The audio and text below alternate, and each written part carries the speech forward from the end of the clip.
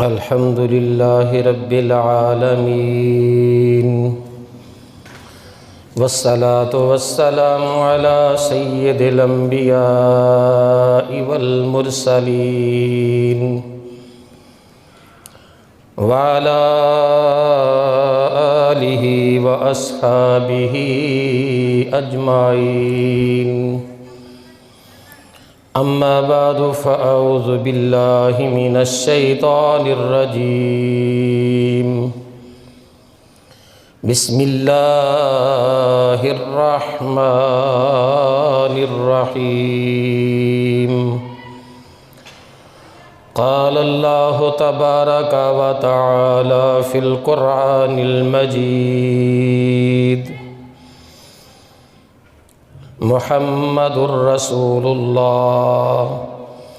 والذين معه أشداء على الكفار رحماء بينهم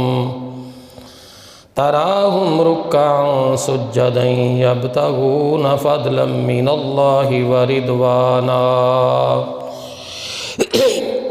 آمنت بالله صدق الله مولانا العظيم إن الله وملائكته يصلون على النبي يا أيها الذين آمنوا صلوا عليه وسلموا تسلیما۔ درود پاک بآواز بلند پڑھیں۔ الصلاة والسلام علیک یا سیدی یا رسول اللہ وعلى آلك وأصحابك يا سيدي يا حبيب الله الصلاة والسلام عليك يا سيدي يا خاتم النبيين وعلى آلك وأصحابك يا سيدي يا رحمة للعالمين۔ واجب الاحترام بزرگوں، دوستوں،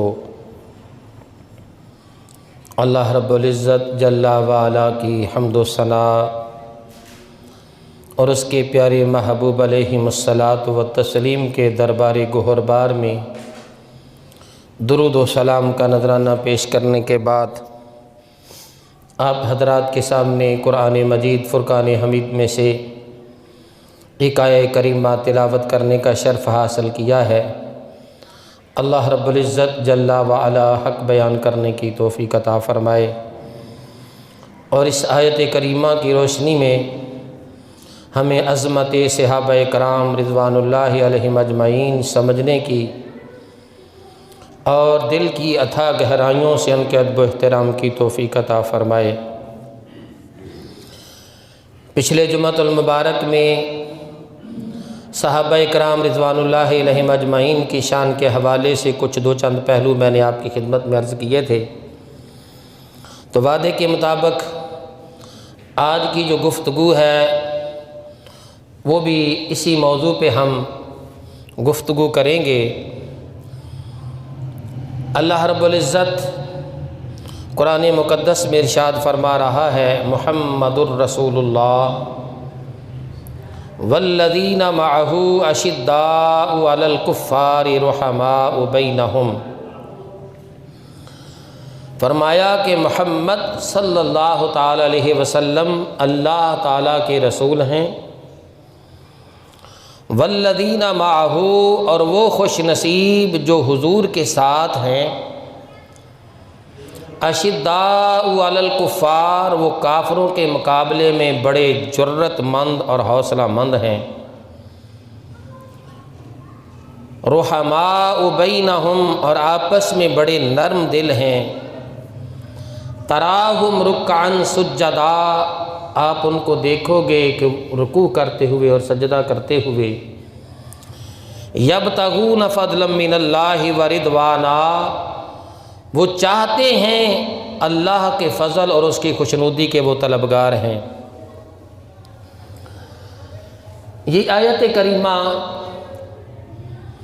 صحابہ کرام رضوان اللہ علیہم اجمعین کی شان و عظمت کو اور خصوصیات کو بیان فرما رہی ہے۔ صحابہ کرام رضوان اللہ علیہم اجمعین اپنے ایمانی کمال کی بدولت حضور نبی کریم صلی اللہ تعالی علیہ وآلہ وسلم کی صحبت بافیض کے طفیل اور کفار کے خلاف جہاد کرنے کے طفیل اللہ رب العزت کے لاریب کلام مقدس کے اترتے ہوئے اپنی آنکھوں سے دیکھنے کے طفیل حضرت جبریل امی کا حضور نبی کریم صلی اللہ تعالی علیہ وسلم کی بارگاہ میں حاضر ہونا اور ادب و نیاز کا پیکر بن کر حضور علیہ الصلاۃ والسلام کی خدمت میں آنا اور حضور علیہ الصلاۃ والسلام کی بارگاہ میں حاضر رہنا، اس کے طفیل رب کائنات نے صحابہ کرام کو بڑی عظمتوں بڑی شانوں سے ہمکنار فرمایا ہے۔ تو فرمایا حضور نبی کریم صلی اللہ تعالی علیہ وآلہ وسلم کے صحابہ آقا علیہ الصلاۃ والسلام ارشاد فرماتے ہیں، حضور نے فرمایا اکرموا اصحابی فإنہم خیارکم او کما قال النبی صلی اللہ تعالی علیہ وسلم۔ حضور علیہ الصلاۃ والسلام نے ارشاد فرمایا میرے صحابہ کی عزت کیا کرو، میرے صحابہ کا اکرام کیا کرو، فإنہم خیارکم کہ وہ تم میں سب سے بہتر ہیں۔ صحبت نبوی کی بدولت قرآن میں ان کی عظمتوں کو ذکر کیا گیا، اس کی بدولت اور ایمان کی حالت میں نبی کریم صلی اللہ تعالی علیہ وآلہ وسلم کی صحبت کی وجہ سے رب کائنات نے ان کو یہ مقام عطا فرمایا کہ آقا فرماتے ہیں میرے صحابہ کی عزت کیا کرو۔ اب دیکھیے قرآن پاک میں اس آیت کریمہ میں ان کے حضور نبی کریم صلی اللہ تعالی علیہ وآلہ وسلم کی صحبت میں بیٹھنے کی عظمت کو بیان کیا گیا۔ فرمایا والذین معہ، محمد اللہ کے رسول ہیں، اور والذین معہ اور وہ جو حضور کے ساتھ ہیں، جن کا شب و روز میرے آقا علیہ الصلاۃ والسلام کے ساتھ گزر بسر ہوتا رہا، جو سفر و حضر میں مصطفیٰ کریم صلی اللہ تعالی وسلم کے ساتھ رہے، جو دن کی گھڑیوں میں بھی حضور نبی کریم صلی اللہ تعالی وسلم کے ساتھ تھے اور رات کی پنہائیوں میں بھی حضور نبی کریم صلی اللہ تعالی علیہ وآلہ وسلم کے ساتھ رہے۔ فرمایا ان کی شان کیا ہے، والذین معہ، ذرا یہ جملہ غور کیجئے، معہ، مع عربی لغت کے اندر اس کا معنی ہے معیت، سنگت، صحبت۔ فرمایا کہ ان کو جو مقام ملا ہے یہ صرف اور صرف حضور علیہ الصلاۃ والسلام کی صحبت با کمال سے مقام ملا ہے۔ تو والذین معہ فرما کے آگے فرمایا شداء علی الکفار، کہ وہ کافروں کے مقابلے میں بڑے جو ہے وہ جرت مند ہیں، قوی ہیں، قوتوں کے مالک ہیں، بڑے مضبوط دل کے مالک ہیں۔ یا اگر اس آیت کریمہ کا ترجمہ جیسے بعض مفسرین نے کیا، کہا شداء علی الکفار کہ وہ کافروں کے مقابلے میں بڑے سخت ہیں، تو اس سے استدلال کرتے ہوئے کہتے ہیں کہ اسلام شدت پسندی کا دین ہے۔ اسلام جو ہے وہ جبر کا دین ہے نہیں۔ اس کا مطلب یہ ہے کہ جب بھی حق بات پر کوئی حرف آ نہیں چاہتا تو یہ اس پر ڈٹ جاتے، اتنی قوت ارادی کے مالک ہیں کہ دنیا جہان کے وہاں کے جو بادشاہ اور سپر طاقتیں جو ہیں وہ ان کے سینوں سے ایمان کی شمع کو نہیں چھین سکے، ان کے قدموں کو وہ متزلزل نہیں کر سکے، اتنی اعلیٰ شان کے وہ مالک ہیں۔ چاہے ان کی جنگ رومیوں کے ساتھ ہو یا ایرانیوں کے ساتھ ہو یا کسی بھی طاقت کے ساتھ ہو، وہ ہمیشہ مشن اسلام کی آبیاری کے لیے ہر وقت حضور نبی کریم صلی اللہ تعالی وسلم کے ساتھ رہے ہیں۔ تو یہ ان کی شان ہے کہ والذین معہ اشداء علی الکفار، کہ کفار کے مقابلے میں بڑے مضبوط دل کے مالک ہیں۔ وہ اسلام پر حرف نہیں آنے دیا، انہوں نے اسلام کی کشتی کو ہمیشہ کنارے پہ لگانے کے لیے وہ انتظام اور انتظام کرتے رہے ہیں۔ کسی مقام پر بھی ان کے قوت ایمانی میں انہوں نے فرق نہیں آنے دیا، یہ ان کی شان ہے۔ تو صحابہ کرام رضوان اللہ علیہم اجمعین وہ ہستیاں ہیں، جب ہم قرآن پاک میں غور کرتے ہیں،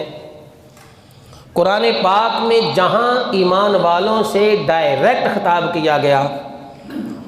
اور فرمایا یا ایھا الذین آمنوا، اے ایمان والو، کہیں ایمان والوں کی صفات کا تذکرہ کیا گیا،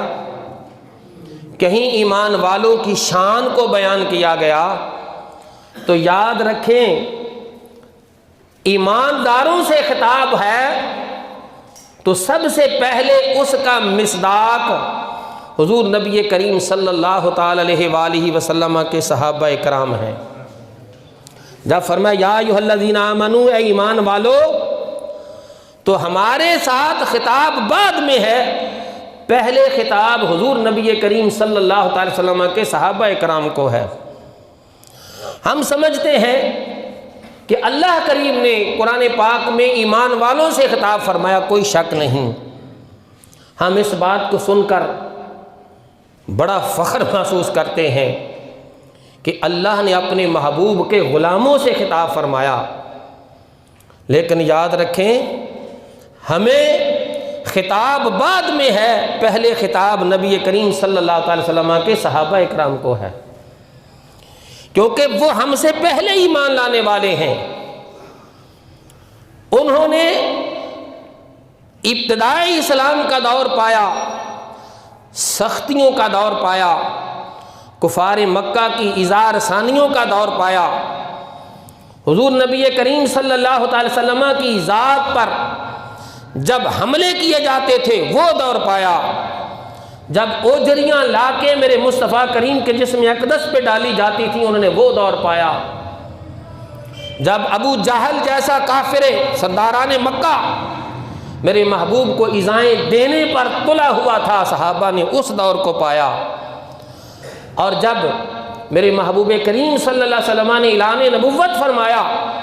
تو صحابہ کرام رضوان اللہ علیہم اجمعین نے حضور نبی کریم صلی اللہ تعالی وسلم کی بارگاہ میں حاضر ہو کر ایمان سے مشرف ہو گئے۔ تو جہاں ایمان والوں سے خطاب ہے، ایمان سب سے پہلے اس کا مصداق حضور نبی کریم صلی اللہ تعالی علیہ وسلم کے صحابہ کرام رضوان اللہ علیہم اجمعین ہیں۔ اسی لیے کملی والے آقا صلی اللہ تعالی علیہ وآلہ وسلم نے ارشاد فرمایا لا تسبوا اصحابی، میرے صحابہ کو گالی نہ دو۔ حدیث پاک ہے، میرے مصطفیٰ کا فرمان ہے، یہ میں کوئی اپنی طرف سے کوئی من گھڑت بات ذکر نہیں کر رہا، میرے مصطفیٰ کا فرمان ہے لا تسبوا اصحابی، میرے صحابہ کو گالی نہ دو۔ فرمایا جو میرے صحابہ کو گالی دے گا قیامت تک اس پر اللہ کی اور فرشتوں کی لعنت ہوگی، جو میرے صحابہ کو گالی دے گا۔ اور خود نبی کریم صلی اللہ تعالی علیہ وآلہ وسلم نے ارشاد فرمایا کہ میرے صحابہ ستاروں کی طرح ہیں، اصحابی کالنجوم فبأیہم اقتدیتم اہتدیتم، حضور نے فرمایا میرے صحابہ ستاروں کی طرح ہیں، فبأیہم اقتدیتم اہتدیتم، اس میں سے جن کی پیروی کرو گے تم ہدایت پا جاؤ گے۔ آقا علیہ الصلوۃ والسلام نے فرمایا سنو، کہ فرمایا اللہ کی رضا کے لیے مجھ سے محبت کرو، اللہ کی خوشنودی کے لیے مجھ سے پیار کرو، مجھ سے محبت کرو، اور نبی کریم صلی اللہ تعالی وسلم نے فرمایا احبوا اصحابی لحبی، اور میری محبت کی وجہ سے میرے صحابہ اکرام سے محبت کرو۔ یہ حدیث پاک عرض کر رہا ہوں کہ میری محبت کی وجہ سے میرے صحابہ اکرام سے محبت کرو۔ فمن احبہم فبحبی احبہم ومن ابغضہم فببغضی ابغضہم، او کما قال النبی صلی اللہ تعالی وسلم۔ حضور نے فرمایا جس نے میرے صحابہ سے محبت کی اس نے میری وجہ سے ان سے محبت کی، جس نے میرے صحابہ سے پیار کیا اس نے میری وجہ سے ان سے پیار کیا۔ فمن ابغضہم فببغضی ابغضہم، اور جس نے ان سے بغض رکھا اس نے میرے بغض کی وجہ سے بغض رکھا۔ یعنی کیا مطلب کہ ان سے محبت میری محبت کا ذریعہ بنے گی۔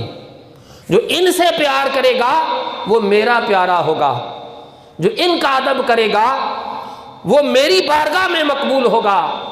اور فرمایا جو ان سے بغض رکھے گا وہ میری بارگاہ، وہ مجھ سے بغض رکھنے والا ہے۔ تو بس اگر صحابہ کو دیکھنا ہے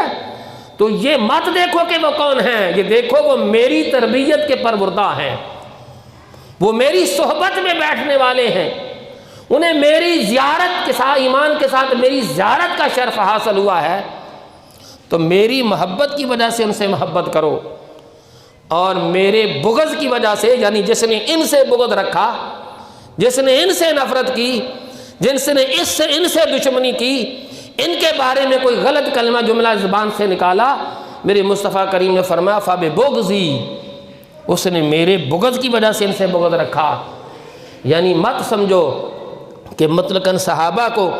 برا بلا کہہ دیا۔ حضور نے فرمایا جس نے صحابہ کو برا بلا کہا، جس نے صحابہ کو راضی کیا اس نے مجھے راضی کر لیا، اور جس نے صحابہ سے جس نے ناراضگی اختیار کر لی اس نے میں محمد کو ناراض کر لیا۔ تو کیا یہ کوئی تھوڑا مقام ہے؟ آقا علیہ الصلوۃ والسلام نے ارشاد فرمایا لا تتخذوا اصحابی غرضا، حضور نے فرمایا میرے صحابہ کو کسی تان و تشنیع کا نشانہ نہ بنانا۔ یہ اسی حدیث کا حصہ میں عرض کر رہا ہوں جو ابھی پہلے عرض کیا ہے، لا تتخذوا اصحابی غرضا۔ حضور نے فرمایا اپنی تان و تشنیع کا نشانہ میرے صحابہ کو نہ بنانا۔ صحابہ کرام کے درمیان جو مشاجرات تھے، کسی طرح کا ان کے درمیان اگر کوئی اختلاف تھا، یاد رکھیں صحابہ معصوم عن الخطا نہیں ہیں، معصوم عن الخطا صرف اور صرف انبیاء اور رسولوں کی ذات ہے، صحابہ معصوم عن الخطا نہیں ہیں۔ تو انسان اور بشر ہونے کے ناطے سے اگر ان سے کسی وقت کوئی خطا ہو گئی تو قرآن نے بھی وہ خطا معاف کر دی، مصطفیٰ نے بھی معاف کر دی۔ جب قرآن نے وہ معاف کر دی، قرآن نے انہیں اپنی رضا کا مجدہ سنا دیا، رضی اللہ عنہم ورضوا عنہ، جب مصطفیٰ کریم صلی اللہ تعالی وسلم نے ان کو معاف فرما دیا، حضور نے ان کی غلطیوں اور کوتاہیوں سے صرف نظر فرما کے انہیں معاف فرما دیا، اپنے سینے سے لگا لیا، تو آج ہم اٹھ کے کہیں کہ صحابہ کرام کے درمیان یہ معاملات تھے، بات یاد رکھیں ہمارا یہ نظریہ ہے، ہمارے عقیدے کی بنیاد تاریخ کے صفحات نہیں ہیں، عقیدے کی بنیاد تاریخ کے صفحات نہیں بنتے ہیں۔ مورخین جس کے بارے میں رجحان اچھا تھا اس کے بارے میں اچھی باتیں لکھ گئے، جس کے بارے میں غلط رجحان تھا غلط باتیں لکھ گئے۔ ہمارے عقیدے کی بنیاد قرآن اور سنت ہے، ہمارے عقیدے کی بنیاد اللہ کا قرآن ہے یا اور مصطفیٰ کی زبان ہے۔ جب قرآن نے صحابہ کی شان بیان فرما دی، جب میرے مصطفیٰ کریم صلی اللہ تعالی وسلم نے صحابہ کی شان بیان فرما دی، تو پھر ہم کون ہیں صحابہ اکرام پر کیچڑ اچھالنے والے؟ ہم کون ہیں صحابہ اکرام کے بارے میں طنز و تشنیع کرنے والے؟ جب قرآن نے فیصلہ کر دیا، جب مصطفیٰ کریم صلی اللہ علیہ وسلم کی زبان نے فیصلہ کر دیا۔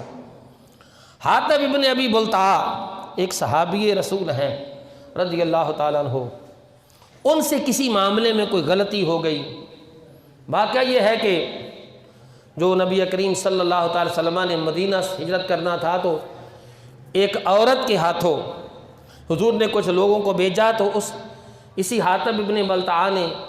عورت کے سر میں وہ رکا دے کر بھیجا کہ جب یہ تیرے پاس پہنچے تو ان کو قتل کر دینا۔ میرے آقا کو وحی الہی کے ذریعے خبر پہنچ گئی، پکڑ لیا گیا۔ سیدنا فاروق اعظم رضی اللہ تعالیٰ عنہ نے کہا یا رسول اللہ، اس نے جو کام کیا ہے حق یہی بنتا ہے کہ اس کا سر قلم کر دیا جائے، اس کا سر اڑا دیا جائے۔ مگر مصطفیٰ کریم صلی اللہ علیہ وسلم نے فرمایا عمر تمہیں پتہ نہیں ہے یہ حاتب ابن ابی بلتعہ اصحاب بدر میں شامل ہے، اور اللہ نے اصحاب بدر کے بارے میں فرما دیا کہ آج کے بعد جو کریں گے اللہ ان کو معاف فرما دے گا۔ تو حضور سیدنا فاروق اعظم نے کہا یا رسول اللہ میرے ماں باپ آپ پر قربان، جو آپ کا حکم ہو وہی ہوگا۔ تو کچھ بھی نہیں کہا گیا۔ تو یاد رکھیں یہ حضور کے صحابہ کی شان ہے کہ قرآن بیان کر رہا ہے، مصطفیٰ کریم صلی اللہ علیہ وسلم کی زبان ان کو بیان کر رہی ہے، اور فرمایا سنو کہ تم پر اتباع لازم ہے ان لوگوں کی جنہوں نے میرا زمانہ پایا، کرنی خیر القرون کرنی، بہتر زمانہ حضور نے فرمایا میرا زمانہ ہے، ثم الذین یلونہم، پھر ان کا زمانہ جو ان کے بعد آنے والے ہیں یعنی تابعین کا زمانہ، ثم الذین یلونہم، پھر ان کا زمانہ جنہوں نے تبع تابعین یعنی جو تبع تابعین جنہوں نے تابعین کا زمانہ پایا۔ تو یہ وہ خوش نصیب ہیں جن کے بارے میں مصطفیٰ نے فرمایا اے اللہ جنہوں نے میرے چہرے کی زیارت کی مولا تو نے معاف کر دے، اور جنہوں نے میرے دیکھنے والے کو دیکھا مولا تو نے بھی معاف کر دے۔ دعا تو مصطفیٰ کی زبان سے نکلی ہے تو پوری نہ ہو یہ تو ہو ہی نہیں سکتا۔ اللہ کریم ہمیں صحابہ کرام کی عظمت و شان کو سمجھنے کی توفیق عطا فرمائے۔ آئندہ جمعۃ المبارک آپ کو پتہ ہے 22 جمادی الثانی سیدنا صدیق اکبر رضی اللہ تعالیٰ عنہ کا یوم وصال ہے، تو آئندہ جمعۃ المبارک اسی گفتگو کو آغاز کریں گے۔ اللہ کریم ہمیں عظمت صحابہ سمجھنے کی توفیق عطا فرمائے۔ وآخر دعوانا ان الحمدللہ۔